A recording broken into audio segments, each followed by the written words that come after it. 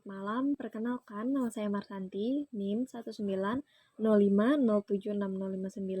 Di video kali ini, saya akan mereview kembali materi yang telah dibawakan oleh dosen saya, Ibu Nina Kwina Hadiputri, SS SPD MPD, selaku dosen mata kuliah Apresiasi Prosa.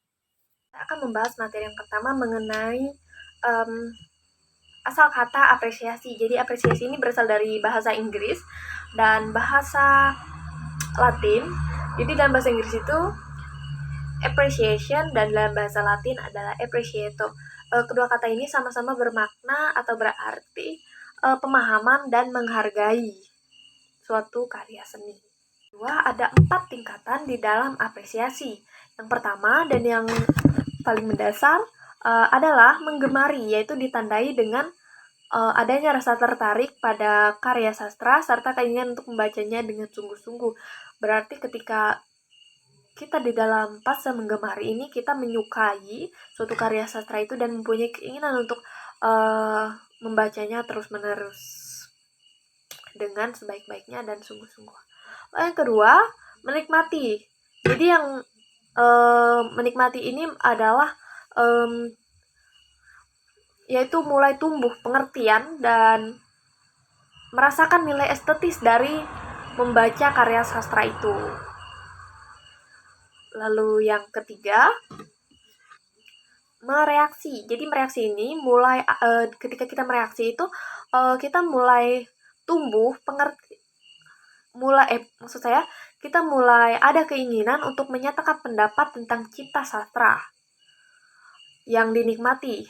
Dalam tingkat ini juga termasuk keinginan untuk berpartisipasi ke dalam kegiatan sastra itu. Jadi ketika kita ada di fase mereaksi, kita mempunyai keinginan untuk berpartisipasi atau ikut serta di dalam berbagai kegiatan yang berkaitan dengan karya-karya sastra.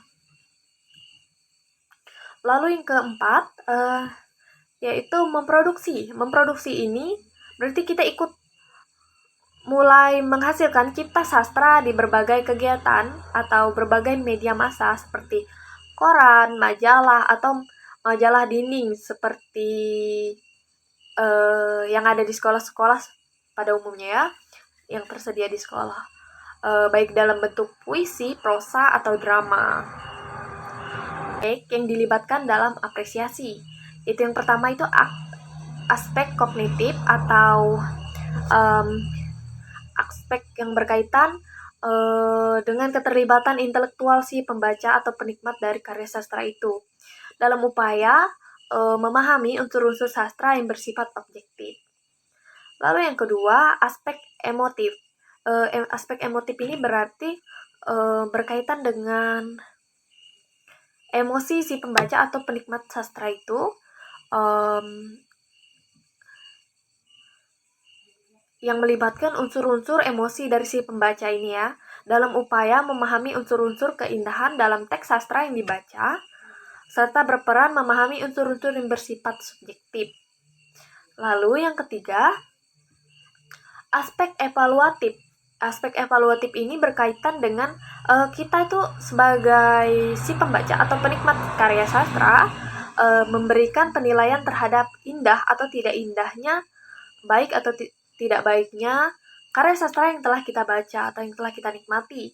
Kegiatan ini tidak harus hadir dalam sebuah karya kritik, tetapi secara personal cukup dimiliki oleh pembaca. Materi keempat atau materi yang terakhir yaitu 4 kegiatan apresiasi. Yang pertama, apresiasi sastra secara langsung adalah kegiatan membaca atau menikmati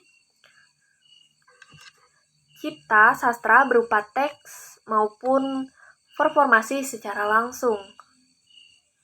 Lalu yang kedua, kegiatan apresiasi tak langsung adalah suatu kegiatan apresiasi yang menunjang pemahaman terhadap karya. Lalu yang ketiga, kegiatan dokumentatif adalah kegiatan mengakrabi, menafsirkan kualitas dari karya itu, dan menilai karya sastra dengan cara mendokumentasikan karya sastra yang pernah dihasilkan. Lalu yang terakhir atau yang keempat, kegiatan kreatif adalah kegiatan mengakrabi, menafsirkan kualitas dan menikmati karya sastra dengan cara memilih karya tulis, sastra atau ulasan tentang karya sastra secara kreatif. Sekian review materi dari saya.